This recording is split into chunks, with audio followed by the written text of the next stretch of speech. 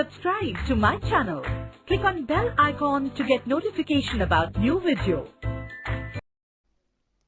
Pair of angles. Axiom 1. If a ray stands on a line, then the sum of two adjacent angles so formed is 180 degrees. Axiom 2.